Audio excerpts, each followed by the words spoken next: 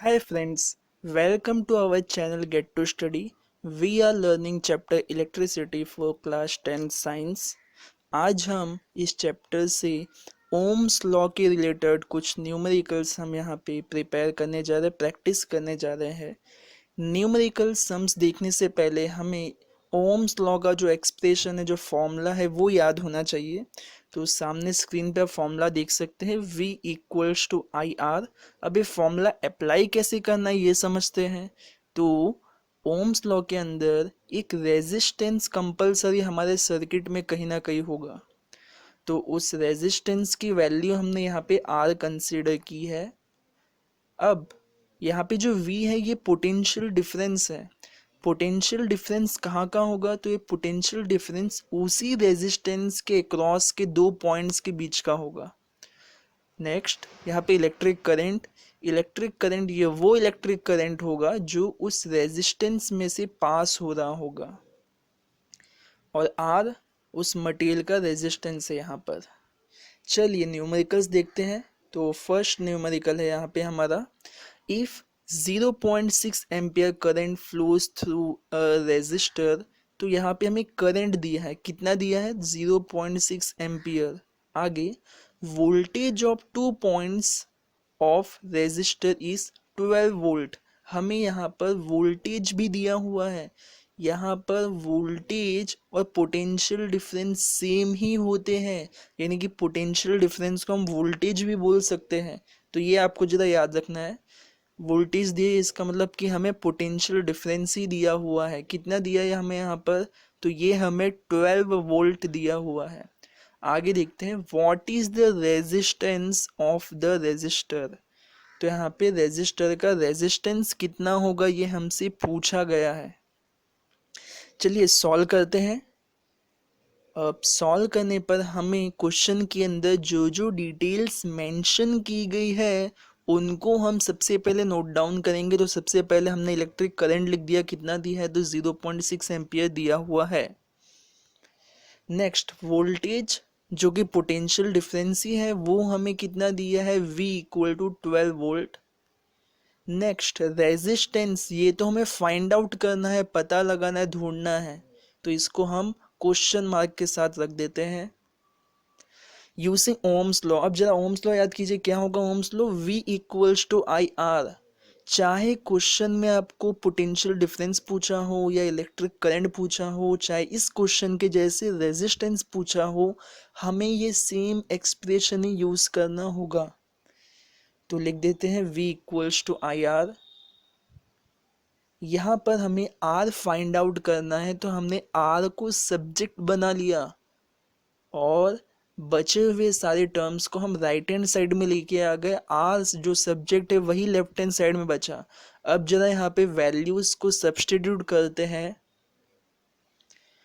तो वोल्टेज है यहाँ पे 12 अपॉन इलेक्ट्रिक करंट है यहाँ पे 0.6। अगर हम ये 0.6 में से डेसिमल को रिमूव करेंगे तो जरा देखिए, डेसिमल के बाद कितना डिजिट है? 1 डिजिट है, तो ऊपर 10 मल्टीप्लाई हो जाएगा। तो यहाँ पे आप देख सकते हैं कि ऊपर 10 मल्टीप्लाई हो गया डेसिमल हटने पर। अब हम अगर 120 को 6 से डिवाइड करेंगे तो हमको 20 ओहम आंसर आ जाएगा। ये हमारे इस न्यूमेरिकल का आंसर है। नेक्स्ट क्वेश्चन की ओर बढ़ते हैं। नंबर 2 क्वेश्चन एक बार रीड करते हैं। Resistance of an electric iron जिससे हम अपने क्लोथ्स को आयरन करते हैं, वही इलेक्ट्रिक आयरन प्रेस करते हैं। तो उस इलेक्ट्रिक आयरन का रेजिस्टेंस हमको कितना दिया हुआ है? तो 50 ओहम दिया हुआ है। आगे रीड करते हैं। 4.2 ampere current flows through the resistance, और उस रेजिस्टेंस के अंदर से फ्लो होने वाला करंट हमें कितना दिया है? तो 4.2 एम्पियर दिया हुआ है। क्या पता लगाना है, क्या ढूंढना है? Find the voltage between 2 points. उस रेजिस्टर्स के अक्रॉस के दो पॉइंट्स के बीच का हमें वोल्टेज ढूंढना है। तो सबसे पहला काम हम ये करेंगे कि सारे जो क्वांटिटीज हैं उनको एक एक करके नोट डाउन कर देंगे। तो सबसे पहले electric current I equal to हमें कितना दिया है? 4.2 एम्पियर। नेक्स्ट रेजिस्टेंस हमको दिया हुआ है R equal to 50 ohm. Next voltage equal to potential difference equal to V equal to question mark, ये तो हमें ढूंढना है, फाइंड करना है। तो यहाँ भी हम ओम्स लॉ का यूज करेंगे। Using Ohm's law V equal to I R. अब देखिए जरा, I और R की वैल्यू हमें गिवन है, V हमें फाइंड करना है, यानी कि V हमारा पहले से ही सब्जेक्ट है। तो वैल्यूज जरा यहाँ पे सब्स्टिट्यूट करते हैं। I की वैल्यू और R की वैल्यू हमने यहाँ पर सब्स्टिट्यूट की। इसे सॉल्व करने पर अगर हम 4.2 का डेसिमल रिमूव करें तो उसके अपॉन में 10 आ जाएगा, तो वो 10 और 50 के अंदर जो जीरो है दोनों कैंसिल हो जाएंगे। यहाँ पे कुछ इस तरीके से होगा कि ये 42 अपॉन डेसिमल को रिमूव करेंगे तो नीचे 10 आ जाएगा, इनटू यहाँ पर हमारा 50 है। तो इस तरीके से हमारा ये जो ज़ीरो था और ये जो ज़ीरो था कैंसिल हो गया, तो हमें ये वाला एक्सप्रेशन मिला हुआ है। ओके चलिए आगे बढ़ते हैं। हम इन दोनों टर्म्स को मल्टीप्लाई कर देंगे तो हमको जो पोटेंशियल डिफरेंस है यानी वोल्टेज है कितना मिल गया, 210 वोल्ट मिल चुका है। चलिए क्वेश्चन नंबर 3 की तरफ आगे बढ़ते हैं। अब ये क्वेश्चन थोड़ा टिपिकल है, अब तक हमने जो दो क्वेश्चंस देखे उनसे थोड़ा डिफरेंट है। ध्यान दीजिएगा, समझ में आ जाएगा, एकदम इजी होगा। When an electric heater is applied 120 volt, एक इलेक्ट्रिक हीटर है जिससे वो पानी को शायद गर्म किया जाता है, ये वो हीटर है। तो उस इलेक्ट्रिक हीटर को कितना पोटेंशियल डिफरेंस दिया गया है, तो यहाँ पे 120 वोल्ट जितना पोटेंशियल डिफरेंस दिया गया है। और 120 वोल्ट पोटेंशियल डिफरेंस देने पे उसके अंदर से कितना करंट पास हुआ, तो उसके अंदर से 2 एम्पियर जितना करंट पास हुआ। An electric current of 2 ampere passes through it, ये हमारा यहाँ पे एक स्टेटमेंट है। आगे रीड करते हैं। If the heater is applied 240 volt, अब पूछा जाए, ध्यान से समझिएगा, हीटर को कितना वोल्टेज दिया गया, 240। How much current, how much electric current will flow through it. अगर पोटेंशियल डिफरेंस को 120 जब था तो 2 एम्पियर मिल रहा था, अब जब 240 हो गया तो हमें कितना करंट मिलेगा, ये हमें फाइंड करना है। और भी एक क्वेश्चन है यहाँ पर, what will be the resistance of the coil of a heater. तो यहाँ पे जो हीटर का कॉइल है उसका रेजिस्टेंस भी हमें पता लगाना है। तो इस सम के अंदर हम दो केस कंसिडर करेंगे। केस 1 वो केस होगा जब हमने 120 वोल्ट पोटेंशियल डिफरेंस अप्लाई किया और हमको 2 एम्पियर करंट मिला।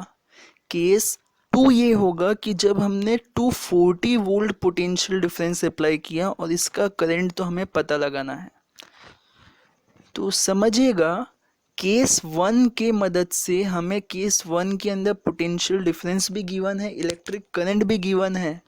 तो हम ओम्स लॉ की मदद से वो जो डिवाइस है, वो जो इलेक्ट्रिक हीटर है, उसका रेजिस्टेंस पता लगा सकते हैं। तो पहले हमको डिटेल्स यहाँ पे नोट डाउन करेंगे। तो केस 1 के अंदर हमने माना कि जो करंट है I1 वो हमें कितना है, 2 ampere. Potential difference equal to V1 equal to 120 volt. Resistance हम यहाँ पे भी पता लगाएंगे। केस 1 के अंदर जो रेजिस्टेंस था वो हम लोग यहाँ पे ढूंढेंगे क्योंकि हमें क्वेश्चन में भी ये पूछा हुआ है।